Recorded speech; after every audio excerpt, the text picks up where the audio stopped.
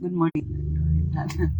Sa atong morning devotion nga gaymo matag sa buntag. Come on, let's start the day right by worshiping our God. Kaya nagpabilin pa ang atong buto nga seek first the kingdom of God and His righteousness, and everything shall be added unto us. Jesus, I worship you. I adore you. I praise you. Be glorified in everything I do.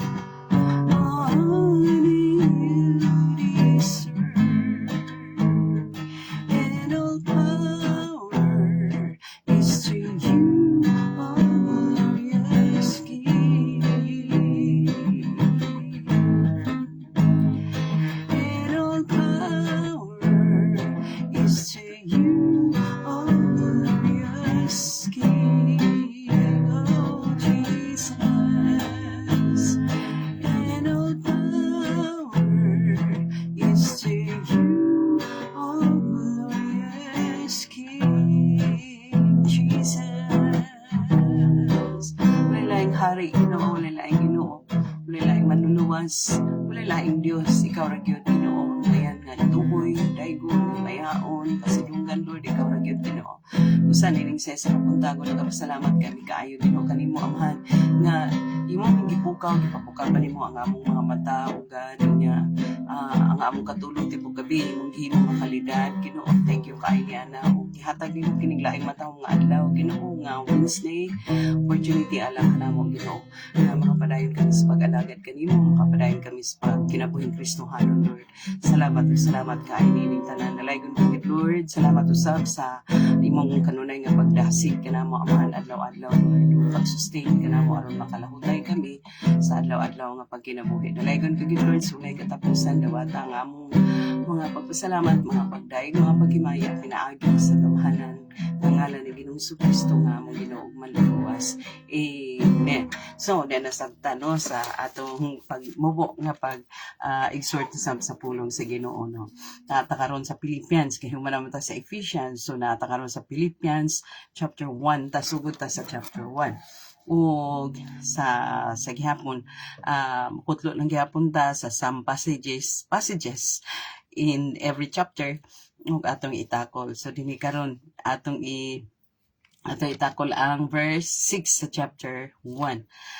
Memorize nato ni kaayo no kay ang chapter 6 nagisgot ni sa ingon din ang chapter 6 no nga and I am sure of this that he who began a good work in you will bring it to completion at the day of Jesus Christ. Singon si Pablo, sigurado kay ko nga siya nga nagsugod sa trabaho di sa kinabuhi nimo, iya gini pagkahingpiton, pagkakompletoon gyud niya hanto sa panahon na siya mobalik. So, makita nato diri mga igsuon nga naghisgot ni mahitungod kang Ginoong Hesus kay actually si Ginoong nagsugod gyud ta diha kang Ginoong Hesus matapos punta diha kang Ginoong Hesus. That's why giingnan looking unto Jesus, the author and finisher of our faith. Muning usa ka supporting verse nga kaning wala na ko na mention last Sunday kay sa last Sunday naghisgot man ta mahitungod sa building the temple of God ug atong gi-relate sa atong spiritual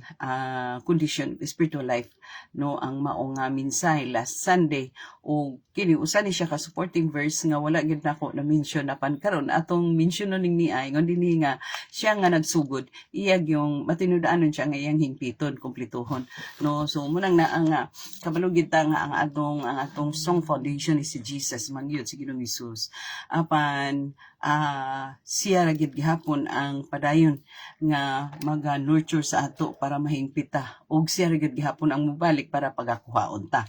So munang ingon dinhi I am sure of this that he who began a good work in you will bring it to completion at the day of Jesus Christ. So si Ginoong Hesus gid ang nahimong center of attraction din no. So unsay pasabot sa will bring it to completion. Actually makita nato nga ang genuine gyud nga Christian progress no. Ang Kristohanong progreso sa Kristohanon, the genuine spiritual progress no, spiritual progress is built upon the things that God has done and the things that God is now doing in our lives and even the things that God is going to do. So kanang tulo ka butang no importante kaayo nang naaaron nga malig-on ng atong kinabuhing Kristohanon, the thing that he has done. Unsa may gihimo ni Ginoong Hesus? Di ba nagpakamatay siya para luwason ta, bayran ang atong mga sala, di ba? Mao na siya ang strong giangkuran sa atong pagtuo. Nagtuo ta nga gipakamatyan ta ni Ginoong Hesus, giluwas ta ni Ginoong Hesus, no gibayran ang atong mga sala, gitagaan tag paglaom, gihatagan tag assurance sa everlasting life. That is one thing that God has done in our lives. That's why napundar ang atong kinabuhi no. Diha tungod kay diha ta nag-angkor sa mao nga kamatuoran na si Ginoong Hesus namatay, si Ginoong Hesus nalubong, si Ginoong Hesus nabanhaw ug si Ginoong Hesus mo balik on the second time around no. So diha, that is one thing that God has done sa atong kinabuhi. And the second is it was our lives was anchored in the things that God is doing now no? So in the past, now, and in the future. So inana, the things that God has done in the past, and the things that God that God has doing in our lives today, nowadays, unsa man na siya, God is nurturing us, God is equipping us, God is molding us, God is is on the process, no? On the process nga kanang ga-sustain kanato sa atong padayon nga pagkinabuhing Kristohanon karong mga panahona, no? These days. So mo nang ginahimo ni Lord nga iya tang ginaandam, iya tang gina-nurture, ginamulda para mahingpit ta. So the work that God is going to be completed is on the process karong mga panahon na padayon si Lord nga namuhat ng lihok nagtrabaho sa atong kinabuhi. So mo nang naa nga gagamiton niya ang iyang mahal nga pulong in order to nurture us, to mold us, to equip us, no, to sustain us. Kay dili man sayon ang kinabuhing Kristohano, no, dili gyud.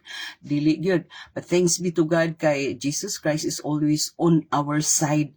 Though there are times nga dili nato nang lihok baka Lord mag-ana ta usahay, no, naa baka Lord ana usahay ta, but God is always there. Kay ngano nagsaad mangud siya nga nabuhian na niya ang saad, and God is faithful to His promise, no? Nabuhian na niya saad nga, I will be with you until the end of age. Di ba? Nabuhian na ni Lord Jesus ang maunga saad. Main siya nga, I will never leave you nor forsake you. Ana na. So, He is faithful to complete it, no? So, munang makita nato nga the true spiritual progress is built upon what the Lord has done and what the Lord is now doing and what the Lord is going to do. Ug ang ikatulo, what the Lord is going to do, kabaluta nga sa iyang pagbalik kuhaon ta niya. Muna iyang promise dito sa John chapter 14 that in my Father's house are many mansions. I will go and prepare a place for you. Personal kayo, no? Adto ko, aron andam na ko ang lugar nimo. Unya, pag maandam na, mabalik ko. Muna ingon niya sa John chapter 14, verse 1 to 4. Diba? Pag andam na dito, mabalik ko, aron kuhaon ta ka. Kay, kung asa ko, gusto na ko, naasad ka. Abi, basahon na to kay, usa nang magpanghawakan ako, no? Sa John chapter 14, kay gusto ni Lord nga, kung asa siya, tuasap ta, no? So, munang mubalik siya, no? Ngayon siya nga, it is very expedient that I will go to the Father, no?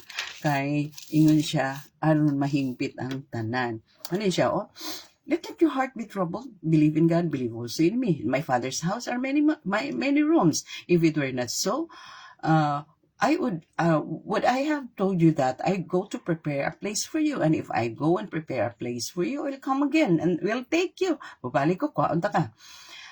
To myself, no, that where I am, you may be also, kung asa ko naasad ka. So, yun na ang promise. So, diha nag-angkord ang atong kinabuhi, no?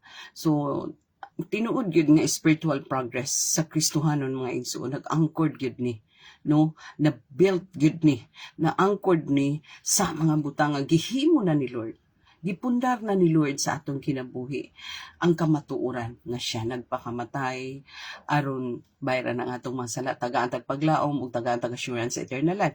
Muna siya. And the things that He is now doing in our lives, that He is on the process of nurturing us, molding us, equipping us, and sustaining us. Munang ginahimo niya sa pagkakaron para nga mulahutay ta. And the things that He is going to do, the thing that He is going to do is when He comes again, He will take us up to Himself. So muna siya mga igsuon nga walay luna nga magluya-luya ang Kristohano, no? Walay luna kay nga God or Jesus Christ is on the process of completing murag kung balay mga igsuon o building naana kanang finishing touches na siya. Kaya pitam siya mobalik, no? So kung building pa nga gitukod para karon sa gitukod dito nga kids room, finishing touch na lang. ang atong kinabuhi naa ta sa period of kanang murag finishing touch na lang. So kana bitaw hapit na gyud, finishing touches na lang gyud, hingpit na, kompleto na, adili kita magluya-luya mga igsoon. Dapat up to the end, no? Ingon din nga he is faithful to complete it until the day of Jesus. So God is working di ay sa atong kinabuhi para nga mahimpit ta. So he who began a good work, si Jesus na, to you, for you, is faithful to complete it until the day of Jesus Christ. Amen. Natin ako karon sa mubo nga pag-exhort no sa pulong sa Ginoo ug mag-ampo ta labing balaan gamhanan mahigugmaon langit no namo amahan. Nagapasalamat kami kaayo Lord sa imong pagdasig kanamo Lord. Thank you kayo. Ug nagapray kami sa mga kaigsuonan karon Ginoo nga manarbaho Lord sa opisina, pribado o publiko nga office Ginoo ikaw makiguban, provide og kusog, gatapos, kabasog sa panglawas, kaalam kanilang tanan aron nga magamit nila sa ilang pagpanarbaho Lord. Ma-manage nila ang ilang trabaho karong adlaw nga full of power, full of enthusiasm. Salamat kaayo Lord. Bisan pa mga kaigsunan nga mga estudyante, bisan pa mga kabataan Ginoo sa preschooler, elementary, high school, bani sila, proteksyon ni sila. Samtang ang mga kabataan na sa school ug ang mga college usab mag-provide ka og pambayad sa mga expenses sa school, provide kag strong comprehension kanila. Bisan pa mga kaigsunan namong ang mga teacher Lord, salamat kaayo Ginoo nga ikaw ang Dios gyud nakig-uban kanila, nag-sustain kanila Lord aron nga makaya nila ang ilang trabaho pag dumala sa classroom Ginoo uban sa kaalam nga lagit nun. Bisan pa man mga kaigsunan nga naay mga gipang trabaho sa online Ginoo Lord ikaw usab Ginoo padayon makig-uban, padayon magahom, padayon maglihog kanila Ginoo, padayon Ginoo nga magmanifest ang imong himaya kanila Ginoo aron diya sa online mapasidunggan ka sa ilang trabaho sa online. Provide kag kusog at takos, kabasog sa panglawas, kaalam bisnam aron ma-manage nila ng trabaho diya sa online. Bisan pa mga kaigsunan namo Lord nga naay mga business nga gipang manage Lord among mga pag-ampo nga padayon sila nga mag-asenso for your glory and for their own good Lord. Hallelujah. Dalaygon ka Lord sa walay katapusan amahan, walay laing pasidunggan ining tanan. Ikaw ra gyud Lord sa dawata nga among mga pagpasalamat, pagdaig, paghimaya, pinaagi sa gamhanan nga ngalan ni Ginoong Kristo nga among Ginoong manluluwas. Amen. God bless us all until next morning.